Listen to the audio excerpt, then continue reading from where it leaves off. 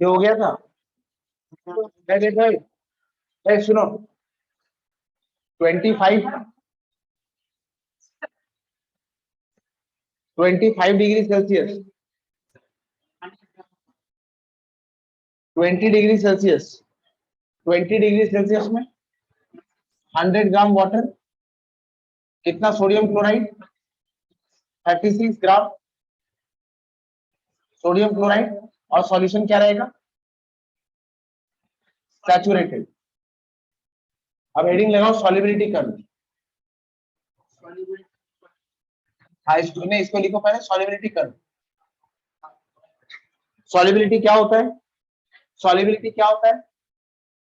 अगर मैं बोलूं सोडियम क्लोराइड की सॉल्युबिलिटी, अगर मैं बोलूं सोडियम क्लोराइड की सॉल्युबिलिटी, सॉल्युबिलिटी क्या है, 36 ग्राम सोडियम क्लोराइड लगता है 100 ग्राम वाटर को सैचुरेट करने के लिए।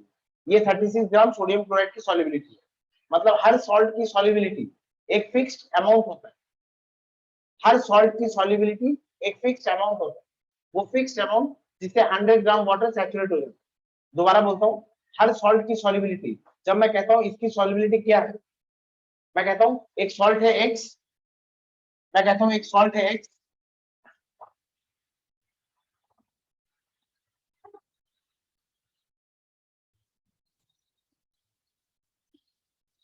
फिर से एक बात करते, मैं कहता हूँ एक सॉल्ट, यही बैठ जाओ तुम लोग।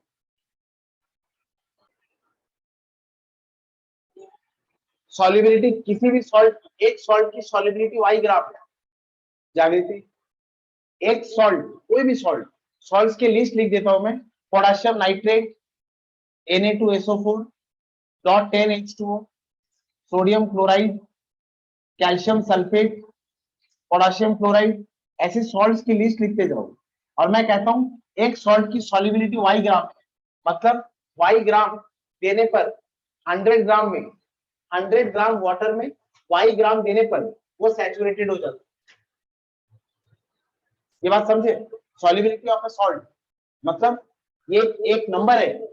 बार बार कह रहा हूँ, सॉल्युबिलिटी किसी सॉल्ट की सॉल्युबिलिटी क्या होती है, एक अमाउंट है, ये एक अमाउंट है, ये वो अमाउंट है जो 100 ग्राम वाटर को सैचुरेट कर देता है एक फिक्स टेम्परेचर में।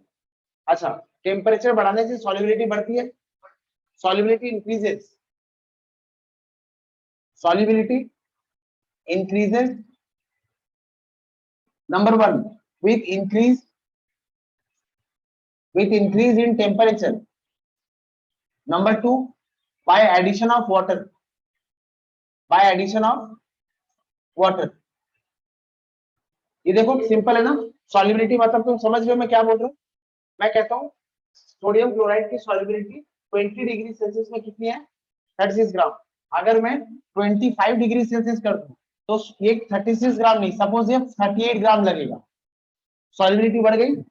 मैंने टेम्परेचर बढ़ाया 20 डिग्री सेल्सियस में, 20 डिग्री सेल्सियस में, 20 डिग्री सेल्सियस में 100 ग्राम वाटर को सैचुरेट करने के लिए 36 ग्राम NaCl लगता था। 25 डिग्री सेल्सियस में 100 ग्राम वाटर को सैचुरेट करने के लिए 38 ग्राम सोडियम क्लोराइड लग रहा है। टेम्परेचर बढ़ाया, सॉल्युबिलिटी बढ़ गई। और सॉल्युबिलिटी मतलब क्या, बैक डाउन द लाइन याद रखना, वो अमाउंट जो 100 ग्राम वाटर को सैचुरेट करता है। Solubility increases with increase in temperature. अब जब मुझे ये समझ आ गया कि टेम्परेचर बढ़ाने से सॉल्युबिलिटी बढ़ती है, तो इसमें एक रिलेशनशिप है, वो रिलेशनशिप जो सॉल्युबिलिटी और टेम्परेचर के, देखो सॉल्युबिलिटी कर्व क्या बताता है, it states the relationship of solubility of any salt, of any given salt with temperature। Salt की सॉल्युबिलिटी टेम्परेचर के साथ चेंज होती है। अच्छा, ऐसा कभी नहीं मानोगे, ऐसा कभी नहीं मानोगे, इधर देख, बाद में लिखना, टेम्परेचर बढ़ाने से सॉल्युबिलिटी बढ़ता है, इसको मैं लिखता हूं जनरली, टेम्परेचर बढ़ाने से solubility increases with increase in temperature generally। There are definite cases where this relationship is not exactly followed.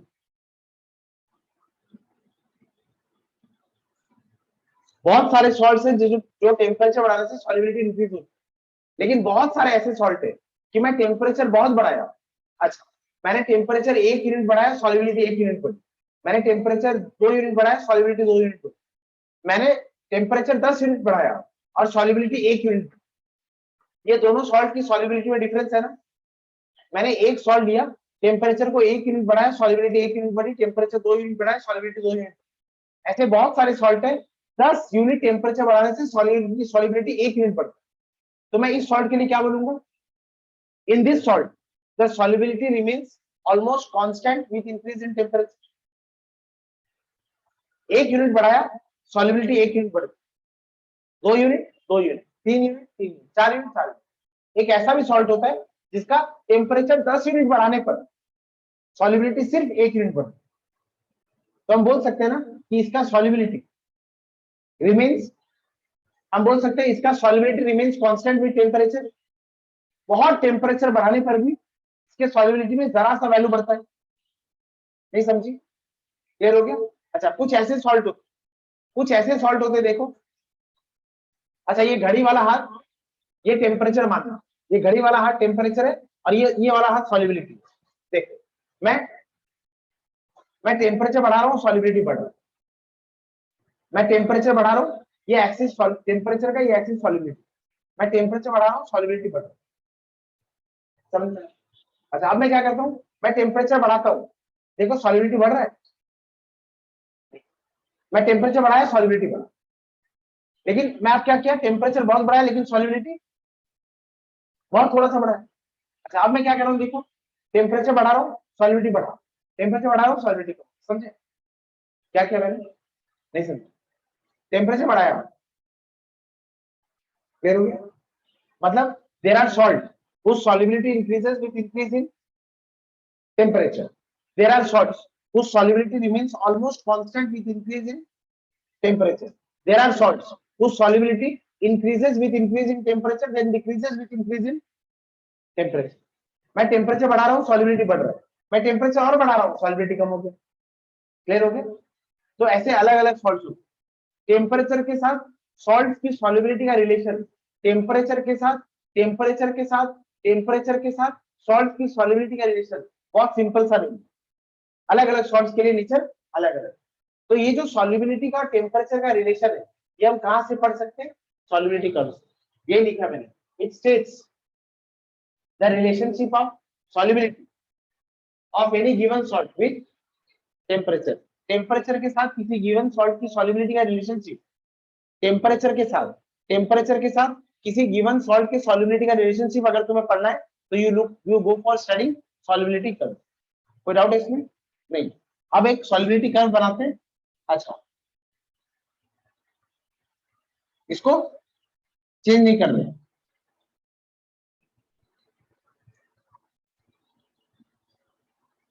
ये टेम्परेचर और ये सॉल्युबिलिटी,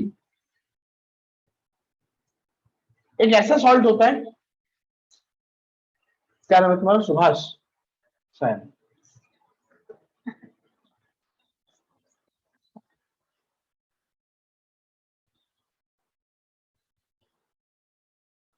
इसका मतलब समझे, नहीं अभी नहीं समझे, अभी देख,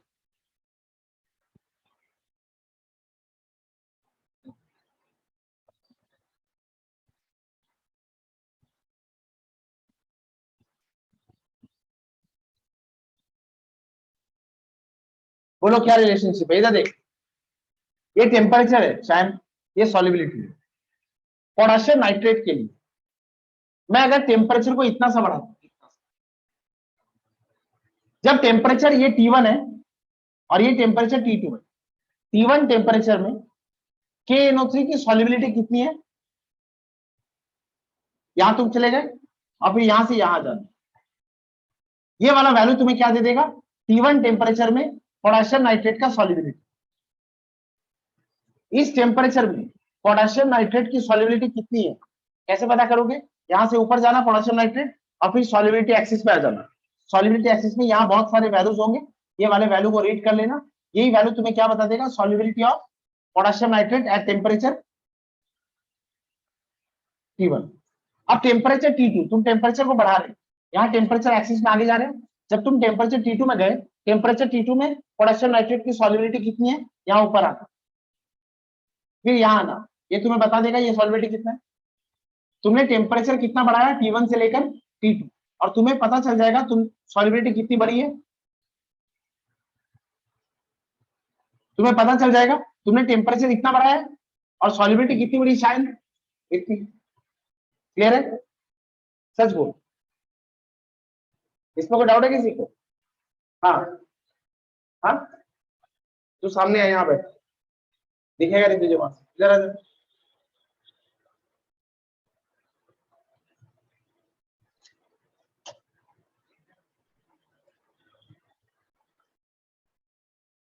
देखो, अगर मैं तुम्हें कहूं, देख इधर, T1 टेम्परेचर में, T1 टेम्परेचर में फिर से ग्राफ बना दे। ये ग्राफ ऐसा आता है, ये सॉल्युबिलिटी है, ये टेम्परेचर है।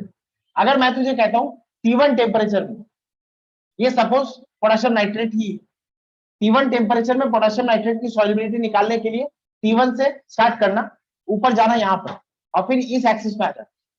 ये वाली वैल्यू तुम्हें बता देगा T1 टेम्परेचर पोटेशियम नाइट्रेट का सॉल्युबिलिटी कितना। तो जब टेम्परेचर T1 है, सॉल्युबिलिटी को मान लेते हैं S1, और अब मैं टेम्परेचर को T2 कर दूं, यहाँ तक ये टेम्परेचर। जब टेम्परेचर T2 है तो सॉल्युबिलिटी कैसे मेजर करोगे, T2 से ऊपर जाओगे और फिर सॉल्युबिलिटी एक्सिस में आके लाइन काट, ये वाला वैल्यू क्या होगा, S2। तो जब टेम्परेचर T1 से T2 बढ़ा, सॉल्युबिलिटी S1 से S2 बढ़ाना, ये चेंज हुआ ना सॉल्युबिलिटी में। ये बात समझा, कोई डाउट है इसमें? नहीं। अब तुम पोटेशियम नाइट्रेट को नहीं, पोटेशियम क्लोराइड को देखो। जब हम टेम्परेचर T1 में थे, जब हम टेम्परेचर में T1 में थे, तो पोटेशियम क्लोराइड का सॉल्युबिलिटी कितना था, इसको मान लेते S1। और जब मैं, अच्छा ब्लू लाइन बनाता हूं, ये कितना था, S1। और जब मैं टेम्परेचर को T2 किया, तो पोटेशियम क्लोराइड की सॉल्युबिलिटी कितनी हुई, यहाँ आएंगे और फिर यहाँ आएंगे ना, ये कितना है, S2। देखो, जब मैंने टेम्परेचर T1 से T2 बढ़ाया, तो पोटेशियम नाइट्रेट की सॉल्युबिलिटी बहुत बड़ी है, लेकिन जब मैंने वही टेम्परेचर T1 से T2 किया, तो पोटेशियम क्लोराइड की सॉल्युबिलिटी एकदम जरा सी बढ़ी। मतलब सारे सॉल्ट्स का टेम्परेचर बढ़ाने पे सॉल्युबिलिटी इक्वली नहीं बढ़ता, सारे सॉल्ट्स का टेम्परेचर इंक्रीज करने से सॉल्युबिलिटी इक्वली नहीं बढ़ता है। किसी सॉल्ट का टेम्परेचर बढ़ाने से सॉल्युबिलिटी बहुत तेज बढ़ता है, किसी सॉल्ट का सॉल्युबिलिटी टेम्परेचर बढ़ाने से बहुत कम बढ़ता है। कुछ ऐसे भी सॉल्ट होते हैं जिनका टेम्परेचर बढ़ाने पे सॉल्युबिलिटी ऑलमोस्ट कांस्टेंट रहता है। सोडियम क्लोराइड, सोडियम क्लोराइड का सॉल्युबिलिटी टेम्परेचर इंक्रीज करने से प्रैक्टिकली कांस्टेंट रहता है, बढ़ता ही नहीं है। तो वो लाइन कैसी होगी, ऑलमोस्ट स्ट्रेट लाइन। देखो, अब मैं टेम्परेचर को T1 से बढ़ा के ऐसे ले जाता हूँ, तो ये सॉल्युबिलिटी है, और टेम्परेचर T2 बढ़ा के यहाँ आता हूँ, तो यही सॉल्युबिलिटी। देखो लाइन मैच हो गया ना, समझे? अच्छा, इसको देखो, Na2SO4.10H2O। जब मैं टेम्परेचर को बढ़ाया, जब मैं टेम्परेचर बढ़ाया, देखो सॉल्युबिलिटी बढ़ रही है, सॉल्युबिलिटी बढ़ रही है ना। मैं टेम्परेचर बढ़ाया, सॉल्युबिलिटी बढ़ रही है, टेम्परेचर बढ़ाया, सॉल्युबिलिटी बढ़ रही है, टेम्परेचर बढ़ाया, सॉल्युबिलिटी बढ़ रही है, फिर टेम्परेचर बढ़ाया, सॉल्युबिलिटी कम हो गई, फिर टेम्परेचर बढ़ाया, सॉल्युबिलिटी, पहले पहले जब मैं टेम्परेचर बढ़ाया तो सॉल्युबिलिटी बढ़ी, फिर टेम्परेचर बढ़ा रहा हूँ और सॉल्युबिलिटी कम हो। ये सॉल्युबिलिटी, घड़ी वाला हाथ सॉल्युबिलिटी है, ये टेम्परेचर है। मैं टेम्परेचर बढ़ा रहा हूँ, सॉल्युबिलिटी बढ़ी, मैं टेम्परेचर बढ़ाया और सॉल्युबिलिटी कम हो गई। ये ग्राफ से समझ आ रहा है? तो सॉल्युबिलिटी का क्या बताता है, रिलेशनशिप ऑन डिपेंडेंस।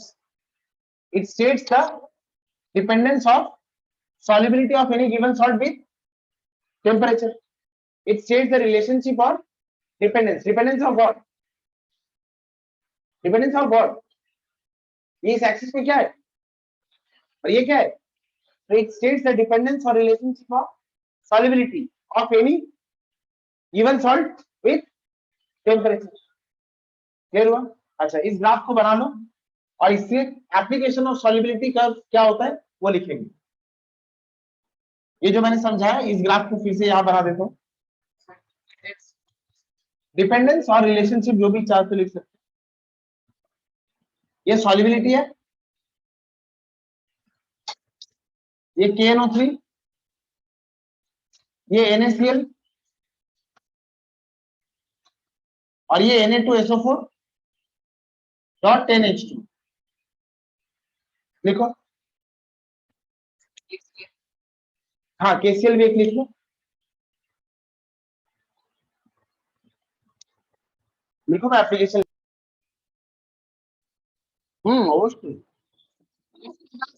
ये मान लिखो, इससे क्या समझ आएगा तुम।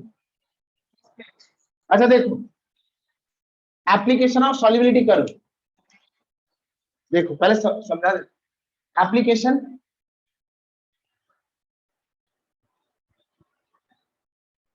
ऑफ सॉल्युबिलिटी कर्व, जो तुम्हें दिख रहा है ना उसको वर्ड्स में लिख दो, आंसर रेडी होती है। इससे हम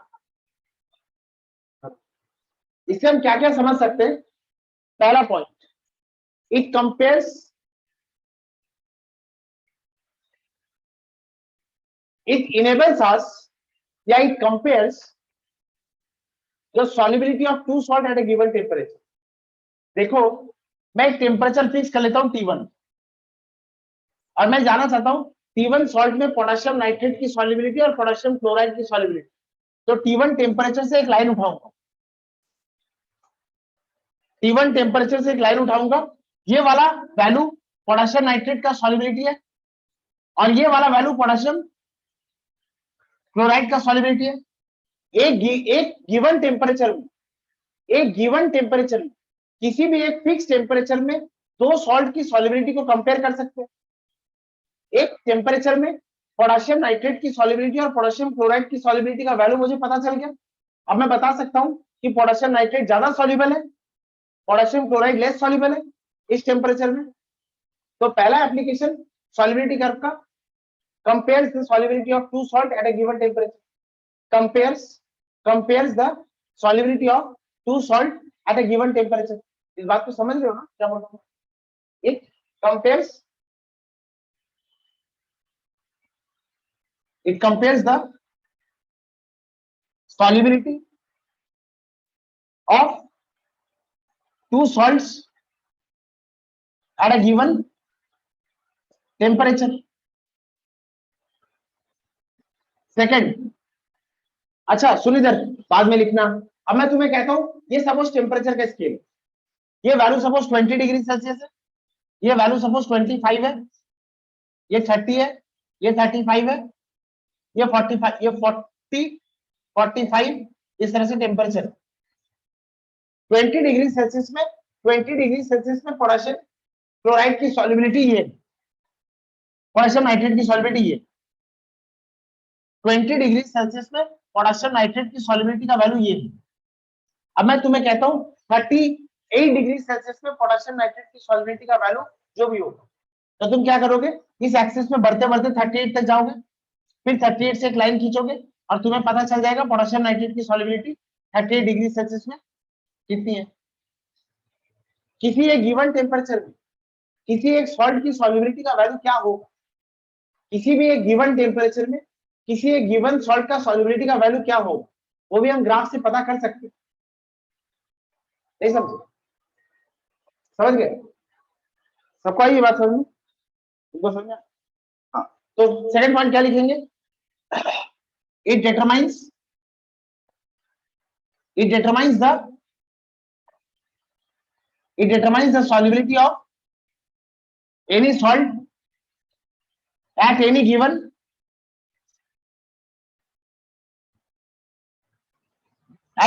temperature। क्लियर हो गया। अच्छा पहला काम ये कंपेयर करा देता है, दूसरा काम डिटरमाइंस, तीसरा एप्लीकेशन क्या होगा इसका,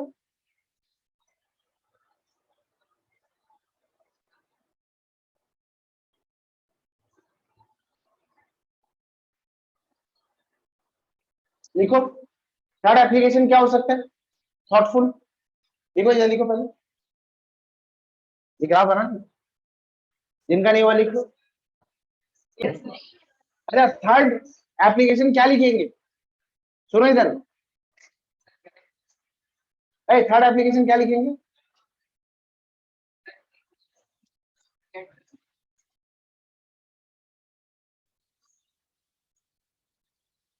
यस, देखो देखो देखो, किसी एक टेम्परेचर में, देखो ना, किसी एक टेम्परेचर में, किसी भी एक टेम्परेचर में किसी एक सॉल्ट की सॉल्युबिलिटी कितनी है पता कर सकते हो? मैं अगर पता करना चाहता हूँ 40 डिग्री सेल्सियस और सोडियम क्लोराइड की सॉल्युबिलिटी कितनी, तो 40 degree Celsius sodium chloride solubility. अच्छा, 40 डिग्री सेल्सियस सोडियम क्लोराइड ज्यादा सॉल्युबल है कि पोटेशियम क्लोराइड ज्यादा सॉल्युबल है? 40 degree Celsius sodium chloride solubility, 40 degree Celsius potassium chloride solubility. ये दो पॉइंट लिख लिया मैंने। अच्छा, आप क्या पढ़ेंगे? अगर मैं टेम्परेचर को बढ़ाता हूं तो सॉल्युबिलिटी कैसे वेरी करेगी, ये भी तो बताता है। जैसे पोटेशियम नाइट्रेट को देख, टेम्परेचर बढ़ाया, सॉल्युबिलिटी बहुत बढ़ी, लेकिन सोडियम क्लोराइड टेम्परेचर को बढ़ाया, सॉल्युबिलिटी बहुत कम बढ़ी, या बोल सकता हूँ नहीं बढ़ी। तो इसको इसके लिए क्या लिख सकता हूँ? Dependence of solubility of any salt with temperature, dependence of या nature of solubility, variation of solubility, variation of solubility of any given salt with temperature। ये बात समझ आए? अच्छा, क्या लिखेंगे? इसके सब पॉइंट्स क्या होंगे? तो थर्ड पॉइंट में लिख रहा हूं variation of solubility with temperature, और इसके सब पॉइंट्स क्या होंगे? There are salts whose solubility increases with increase in temperature, there are salts whose solubility remains almost constant with increase in temperature, there are salts whose solubility increases with increase in temperature and then decreases with increase in temperature, और इनके अलग अलग examples लिखे। समझ आ गया? तो third point क्या है? Variation, variation of solubility, variation of solubility of salt with temperature। number 8, salts, salt whose solubility, salt whose solubility increases with increase in temperature, potassium nitrate, salt whose solubility, salt whose solubility remains constant with increase in temperature, NaCl। number C, salt whose solubility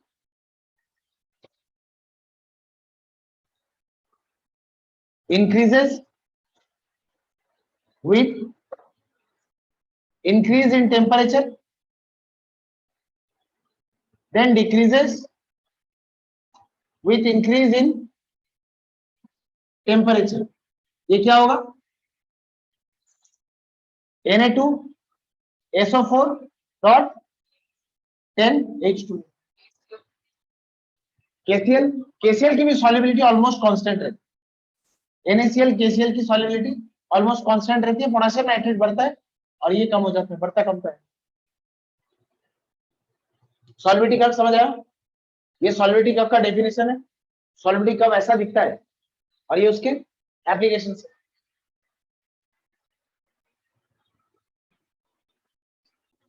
crystals, ए बाबू, crystals water of crystallisation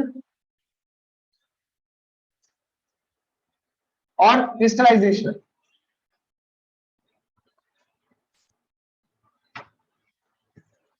solubility का पढ़ा था ना अभी?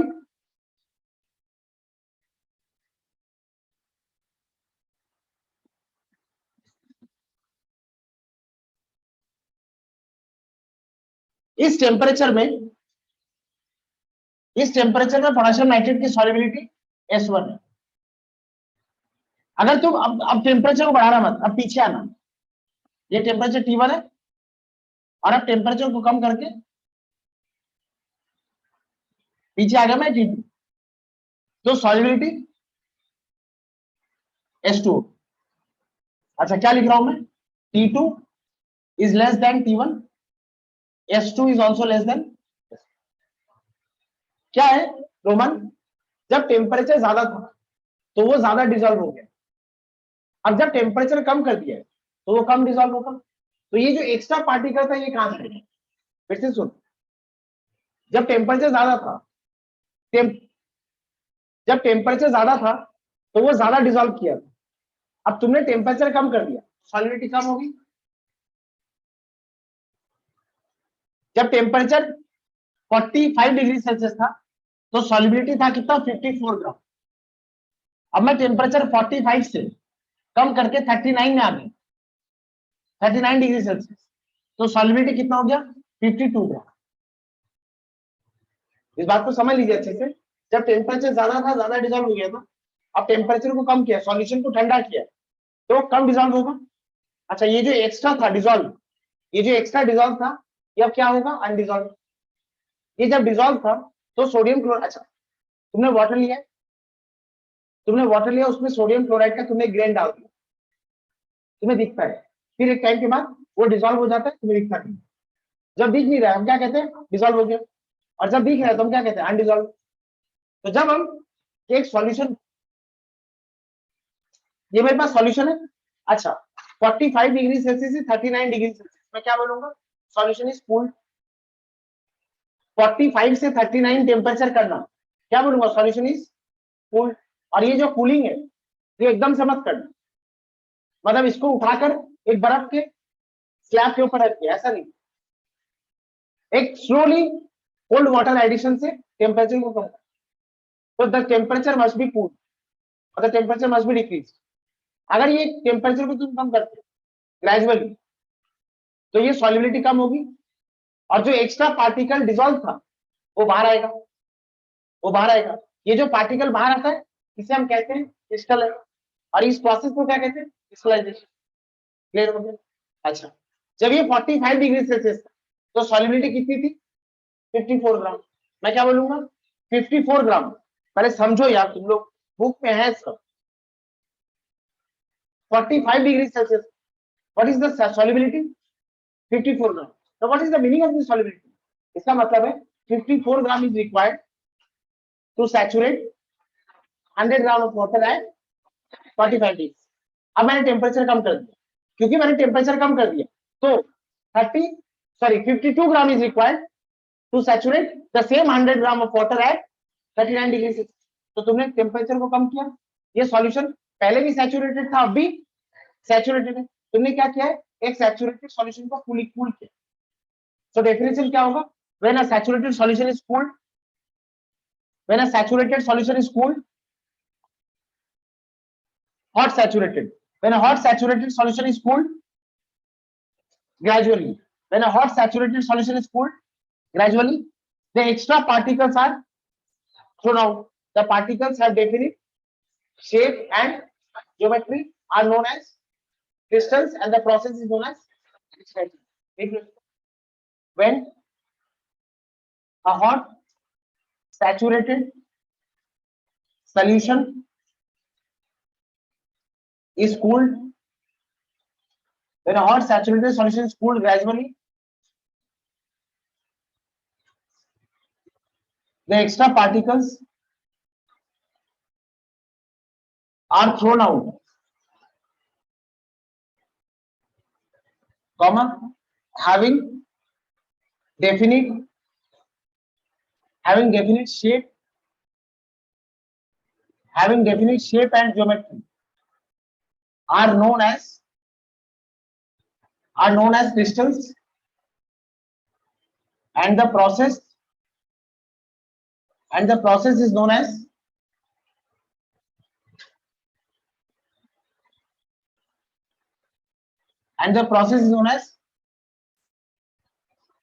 crystallization. अच्छा, definite geometry are of 7 types. Number 1, cubic. Number 2, rhombohedral, tetragonal, hexagonal, rhombic, monoclinic और triclinic.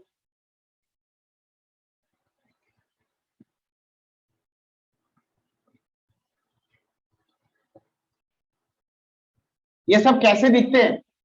Cubic तो तुम्हें एक बना के दिखाया था सोडियम क्लोराइड का, बाकी ज्योमेट्री कैसे दिखती है मैं तुम्हें एक लिंक भेजूंगा, एक वीडियो का रिकॉर्डिंग भेजूंगा, उसमें 40 मिनट से एक छोटा सा पार्ट है, इंफॉर्मेशन के लिए बस देखिए, उसमें क्वेश्चन आएंगे या नहीं आएंगे उससे नहीं, बस एक आइडिया होगा तुम्हें कैसे कैसे कैसे ज्योमेट्री बन सकती है।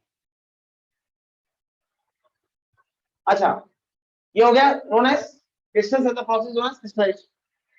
अब वाटर ऑफ क्रिस्टलाइजेशन क्या है वो देखते हैं।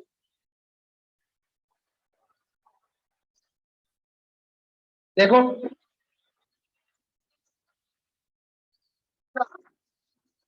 जैसे लास्ट क्लास में लिखा है।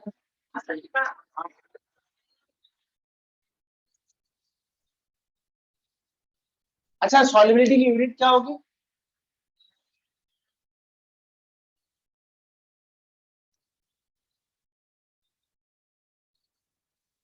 सॉल्युबिलिटी का यूनिट क्या होगा?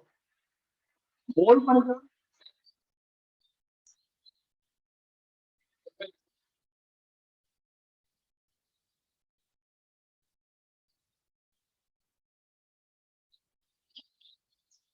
सॉल्युबिलिटी का यूनिट जनरली ग्राम पर लीटर, ग्राम पर लीटर।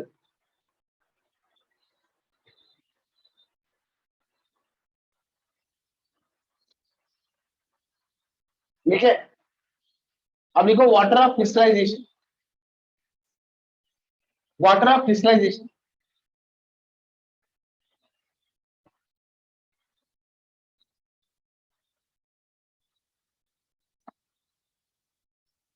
क्रिस्टलाइजेशन प्रोसेस क्या है इमेजिन कर पा रहे हो? क्रिस्टलाइजेशन प्रोसेस इमेजिन कर पा रहे हो? एक सॉल्यूशन को तुमने ठंडा किया और एक्स्ट्रा पार्टिकल्स बाहर आ गए। एक सॉल्यूशन को तुमने ठंडा किया और एक्स्ट्रा पार्टिकल्स बाहर आ गए। ये जो एक्स्ट्रा पार्टिकल्स बाहर आ गए इस सॉल्यूशन में वाटर है ना, एक सॉल्यूशन है सैचुरेटेड, उसको तुमने ठंडा किया, उसमें से एक्स्ट्रा पार्टिकल बाहर आ गए। जब पार्टिकल बाहर आ गए, जिसमें से बाहर आ रहे उसमें वाटर है, तो ये क्या होता है, जब एक शेप या ज्योमेट्री बना रहे होते हैं, ये कुछ fix number of water molecules लेके बाहर आते हैं। जब एक्स्ट्रा पार्टिकल, जब सॉल्यूशन को कूल किया, एक्स्ट्रा पार्टिकल साथ छोड़ना हो, जब ये पार्टिकल बाहर आते हैं तो इसकी एक ज्योमेट्री होती है, जो ये एक्स्ट्रा पार्टिकल्स बाहर आते हैं उसकी एक ज्योमेट्री होती है, और इस ज्योमेट्री के अंदर क्योंकि ये वाटर वाटर वाले सॉल्वेंट से बाहर आते हैं, ये कुछ fix number of water molecules लेके बाहर आते हैं। जो बनेगा उसकी डेफिनेट शेप है, ज्योमेट्री है, उसको हम क्या कहते हैं, क्रिस्टल। और क्योंकि ये वाटर क्रिस्टल के साथ जुड़े होते हैं, क्योंकि ये वाटर मॉलिक्यूल्स क्रिस्टल के साथ फिक्स्ड होते हैं, क्योंकि ये वाटर मॉलिक्यूल क्रिस्टल के साथ एसोसिएटेड हो जाते हैं, जुड़ जाते हैं, तो ये वाटर मॉलिक्यूल को हम कहते हैं ये वाटर ऑफ क्रिस्टलाइजेशन। तो वाटर ऑफ क्रिस्टलाइजेशन को क्या लिखेंगे? During the process of crystallisation certain fixed number of certain fixed number of water molecules enters into loose combination। loose combination क्यों? लूज कॉम्बिनेशन क्यों? केमिस्ट्री में बहुत सारे बॉन्ड्स डिफाइन किए गए, केमिस्ट्री में बहुत सारे बॉन्ड्स डिफाइन किए गए। कैसे कैसे बॉन्ड्स होते हैं? Hydrogen bond, metallic bond, covalent bond, ionic bond, ऐसे बहुत सारे बॉन्ड होते हैं। ऐसे एक बॉन्ड होता है van der Waals force, van der Waals force. Hydrogen bond strong होता है, मेटालिक बॉन्ड बहुत स्ट्रॉन्ग होता है। लोहा को देखिए, आयरन, आयरन के अंदर मेटालिक बॉन्ड होता है। Sodium chloride ionic bond, water molecule covalent bond. Van der Waals force होता है ना, ये वीक होता है, वैंडरवाल फोर्स ऑफ अट्रैक्शन ये वीक होता है। अच्छा, इनको मैं बॉन्ड कह रहा हूं, लेकिन ये भी फोर्स ऑफ अट्रैक्शन, बोलने के लिए बॉन्ड बोलते हैं लेकिन वो भी फोर्स ऑफ अट्रैक्शन। सोडियम और क्लोराइड के बीच में ऐसा थोड़ी है कि लाल रंग की दिखने वाली एक रस्सी है जो इसको बांध के रखे, ऐसा तो है नहीं ना कि ईट सीमेंट बालू पत्थर लगा दिया, हिला दे, धरती हिला दे। क्लास में डिस्टर्बेंस मत कर तू लोग दोनों, शांति से बैठ। अच्छा, तो ऐसा कुछ होता नहीं, ये सोडियम पॉजिटिव चार्ज, ये क्लोराइड नेगेटिव चार्ज, इनके बीच में अट्रैक्शन होता है। ये जो अट्रैक्शन है इसको हम कहते हैं बॉन्ड। तो ये भी सारे फोर्स ऑफ अट्रैक्शन है, ये भी सारे फोर्स ऑफ अट्रैक्शन है, लेकिन ये फोर्स ऑफ अट्रैक्शन बहुत स्ट्रांग हो तो इसको हम नाम देते हैं बॉन्ड। ये भी फोर्स ऑफ अट्रैक्शन है लेकिन वीक है, तो इसको ऐसे ही रहने देते। क्रिस्टल के साथ जो वाटर मॉलिक्यूल जुड़ता है वो बॉन्ड नहीं बनाता, मतलब फोर्स ऑफ अट्रैक्शन स्ट्रांग नहीं है, वो क्या रहता है van der Waals force of attraction, weak रहता है। इसके हमारे पास प्रूफ है, एविडेंस है कि फोर्स ऑफ अट्रैक्शन वीक रहता है। तो वाटर ऑफ क्रिस्टलाइजेशन का डेफिनेशन क्या होगा? जब क्रिस्टल बन रहे होंगे, जब क्रिस्टल बन रहे होंगे, जब क्रिस्टलाइजेशन प्रोसेस चल रहा होगा, कुछ वाटर मॉलिक्यूल क्रिस्टल के साथ जाके एसोसिएट हो जाते, स्ट्रॉन्ग बॉन्ड नहीं, लूज कॉम्बिनेशन। वो जो फिक्स्ड वाटर मॉलिक्यूल जाके जुड़ गए, उस फिक्स्ड वाटर मॉलिक्यूल कहते हैं वाटर ऑफ क्रिस्टलाइजेशन। तो डेफिनेशन क्या होगा देख लेते हैं। During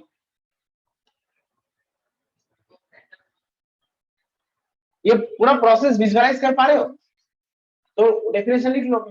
during process of crystallization,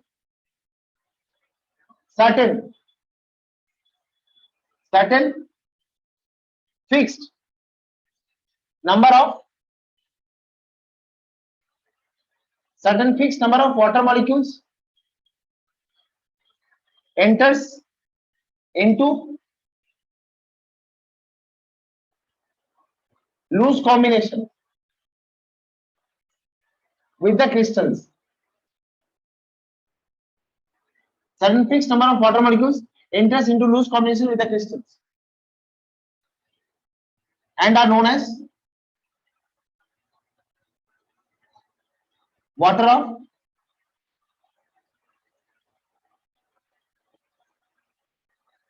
crystallization.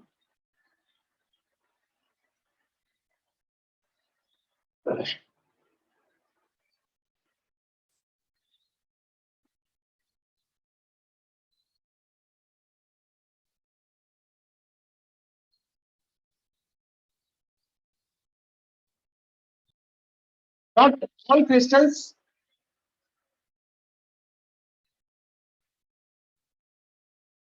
that are formed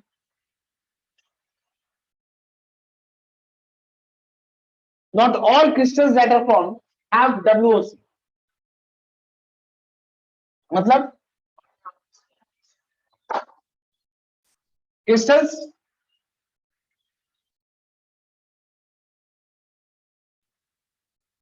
ऐसे लिखते हैं salts that contains WOC are known as hydrated salts. Hydrated बोलूंगा, वाटर प्रेजेंट है तो हाइड्रेटेड होगा।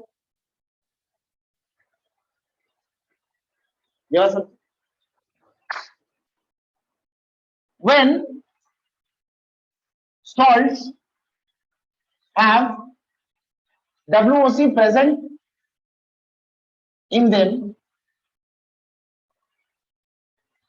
due to presence of WOC, they have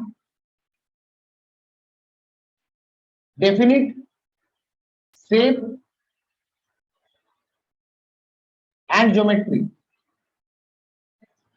Number 2, WOC imparts colors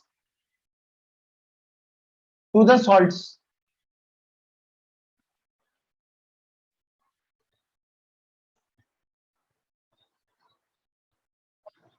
वो जिसमें water of crystallization present होगा उसको कहते हैं hydrated salt.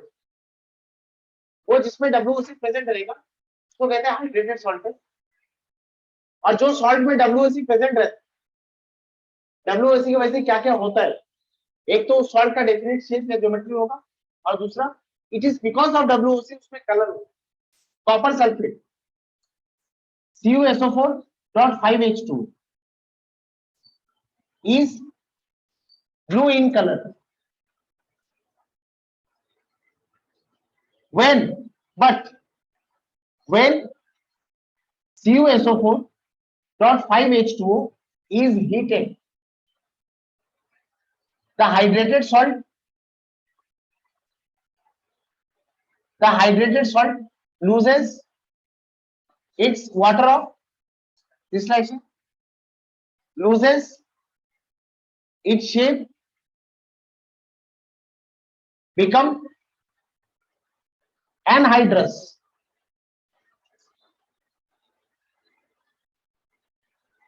and its color white. CuSO4 dot 5H2, इसको क्या लिखेंगे? ब्लू क्रिस्टल्स, इसको हीट किया, ये हो जाएगा CuSO4 प्लस 5H2, ये व्हाइट एनहाइड्रस। इसमें कोई डाउट है तो बोलो पहले।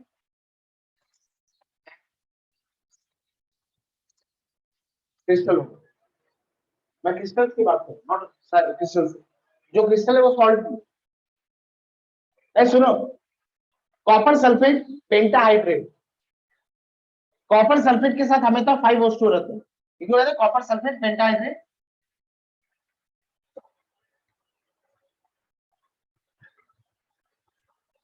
कॉपर सल्फेट पेंटाहाइड्रेट और ब्लू विट्रियोल,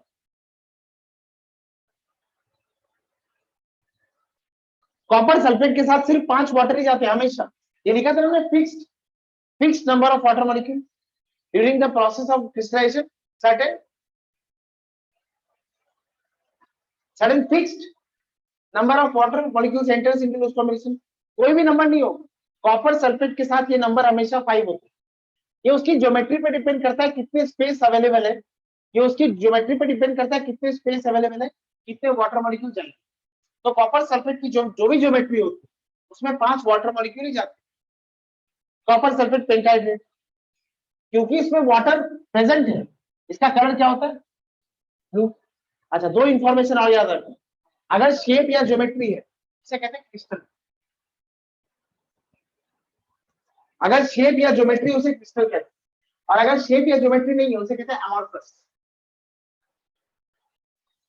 अगर शेप या ज्योमेट्री है उसे कहते हैं क्रिस्टल्स, अगर शेप या ज्योमेट्री नहीं है तो उसे कहते हैं अमॉर्फस। ये क्या होता है? शेप है तो क्रिस्टल बोलेंगे, नो शेप ज्योमेट्री उसे कहते हैं अमॉर्फस। ये अमॉर्फस वर्ड कहां से आता है? तुम लोग ने सेल में, बायोलॉजी में पढ़ा है, morphology of a cell. Morphology, एक सेल का स्ट्रक्चर क्या होता है इसको हम पढ़ते हैं मॉर्फोलॉजी ऑफ सेल। मतलब एक structure, study of structure is morphology, to be very clear. Study of structure is known as morphology. हम कहते हैं study of heat is calorimetry, study of this is photosynthesis, study of this is that, study of structure is morphology. तो मैं क्या बोल रहा हूँ? एमॉर्फ मतलब नो स्ट्रक्चर। ए को नेगेटिव के लिए यूज करते हैं, a word is use for negative sense.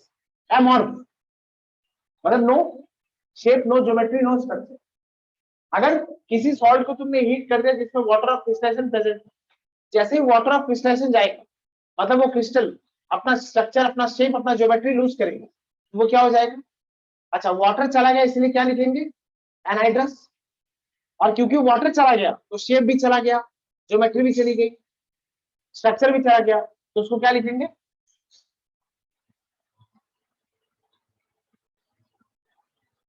वो एमॉर्फस भी होगा।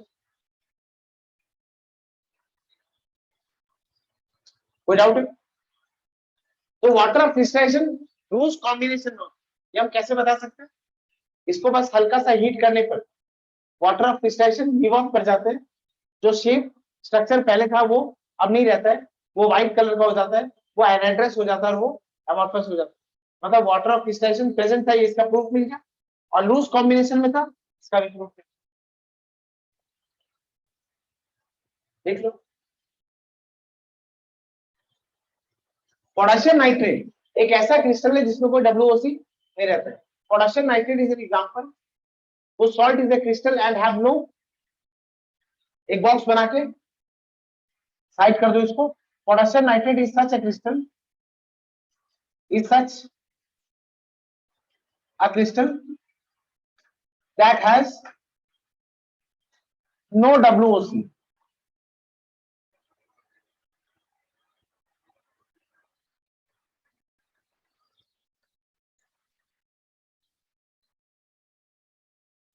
Hey, sure. No. Hey, I can show you. You start with a hydrated salt. Hydrated मतलब समझ रहे हैं जिसमें water of crystallization हो. You take this salt and leave it open to atmosphere. If this salt loses its water of crystallization to atmosphere, this salt we say as efflorescent salt. एक salt जिसमें water of crystallization present है उसको atmosphere में खुला छोड़ दे और atmosphere में open खुला छोड़ती अगर वो वाटर ऑफ क्रिस्टलाइजेशन को लूज कर देता है अपने आप without heating on exposure to atmosphere it loses its water of crystallization ऐसे सॉल्ट्स को हम कहते हैं एफ्लोरेसेंट सॉल्ट एक सॉल्ट जिसमें वाटर ऑफ क्रिस्टलाइजेशन प्रेजेंट है इसको एटमॉस्फेयर में फ्री छोड़ दे गर्म मत कर और एटमॉस्फेयर में रखने से अगर ये अपने वाटर ऑफ क्रिस्टलाइजेशन को लूज कर देते ये एफ्लोरेसेंट सॉल्ट फर्स्ट सेकंड एक सॉल्ट लेना और अगर वो एटमॉस्फेयर से वाटर या मॉइस्चर एब्जॉर्ब करता एक सॉल्ट लेना अब इसमें वाटर ऑफ क्रिस्टलाइजेशन नहीं है चीफ मिनिस्टर एक सॉल्ट लेना अगर वो एटमॉस्फेयर से वाटर या मॉइस्चर एब्जॉर्ब करता और फिर उसके फिजिकल स्टेट को देखना फेरिक क्लोराइड मैं तुम्हें कह रहा हूं लैब में जाना फेरिक क्लोराइड लेना FeCl3 सॉलिड होता उसको एक ग्लास में रख देना आज एक ग्लास वॉच ग्लास है उसमें एक दाना फेरिक क्लोराइड का रख के चले जाना दूसरे दिन आके देखना वो पूरा रेड कलर का सॉल्यूशन बना मैं वाटर ऐड नहीं करूंगा मैं तुम्हें प्रॉमिस करता वो मॉइस्चर एटमॉस्फेयर से एब्जॉर्ब करके खुद ब खुद सॉलिड से लिक्विड सॉल्यूशन बन जाता ऐसे सॉल्ट को हम कहते हैं delicate salts deliquescent salts deliquescent these are so delicate you see मतलब इतना नरम है कि मॉइस्चर एटमॉस्फेयर में रखा और एटमॉस्फेयर से मॉइस्चर एब्जॉर्ब करके गल गुल के सॉल्यूशन बना के बैठे तो देयर आर टू सॉल्ट्स जो भी अभी हमने पढ़ा कौन सा एफ्लोरेसेंट क्या होता है salts having water of crystallization when exposed to atmosphere loses their water of crystallization are known as efflorescent salt अच्छा दूसरा deliquescent salt which when exposed to atmosphere absorbs moisture and turns into solution are known as delicquescent salt अच्छा delicquescent और hygroscopic same होता है बस delicquescent delicate होता है और hygroscopic delicate नहीं होता है सब ये क्या करता है ये मॉइस्चर एब्जॉर्ब करता है लेकिन सॉल्यूशन नहीं बनता हाइग्रोस्कोपिक सब्सटेंस क्या होंगे दो substance which absorb moisture from atmosphere but does not turn into solution are known as hygroscopic substance तीन हो गए चौथा drying और dehydrating क्या होता है ड्राइंग एंड डिहाइड्रेटिंग अच्छा मैं इसको भिगो देता हूँ मैं एक आर्टिकल को भिगो देता हूँ मैं इस पेन को भिगो कर इसमें एक टॉवल लगा के इसके सारे मॉइस्चर को सोख लेता हूँ that towel is a drying agent लेकिन सन जब ग्लूकोन-डी की एड टेलीविजन में आती है तो क्या कहता है सन बॉडी को ड्राई कर रहा है नहीं डिहाइड्रेट कर रहा है वो आता है ना एक बच्चा चल के जा रहा है और सन माथे से एक पाइप लेके पूरा पानी पी रहा है स्ट्रॉ से पी रहा है तो हम क्या कहते हैं सन बॉडी को ड्राई नहीं कर रहा है सन बॉडी को डिहाइड्रेट कर रहा है ये डिहाइड्रेट कब होता है जब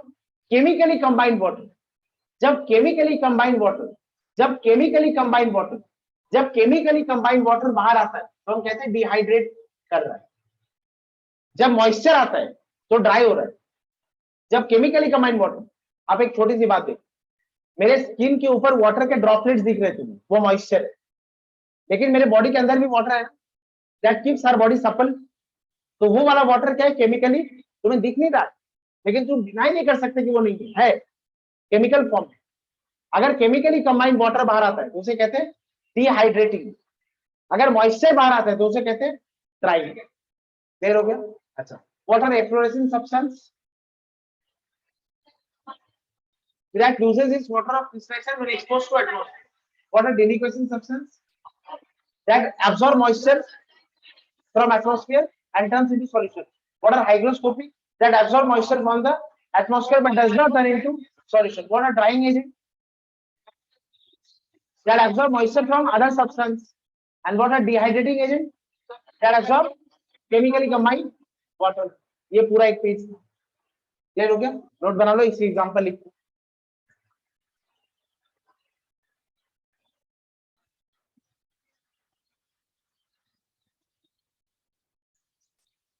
ये स्टोरी समझ